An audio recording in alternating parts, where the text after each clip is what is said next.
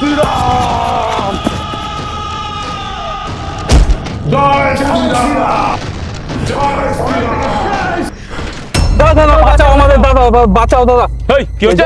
কি হয়েছে? জয় শ্রীরাম, জয় শ্রীরাম। ওই অজন্তা পার্টি করিস?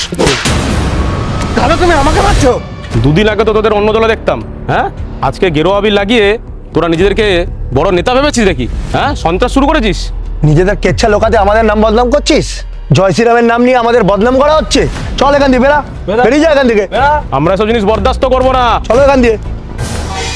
দাদা দাদা আমরা কিছু কইনি দাদা, আমরা কইনি দাদা। তোমরা ভয় পাচ্ছ কেন? তোমরা কি সন্ত্রাসবাদী? না না না, আমাদের আমরা তাহলে কেন মারবো? সনাতন ধর্ম মানুষকে কোনোদিনও মারতে শেখায় না, সবাইকে একসাথে নিয়ে চলতে শেখায়।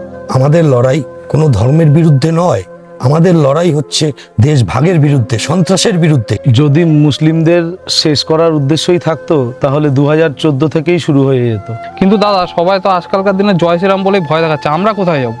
জয় শ্রীরাম মানে ত্যাগ, জয় শ্রীরাম মানে মর্যাদা, জয় শ্রীরাম মানে মানুষকে রক্ষা করা, ভয় দেখানো নয়। এই দেশ সবার, হিন্দুদেরও রাষ্ট্রবাদী মুসলমানদেরও। জয় শ্রীরাম। জয় শ্রীরাম।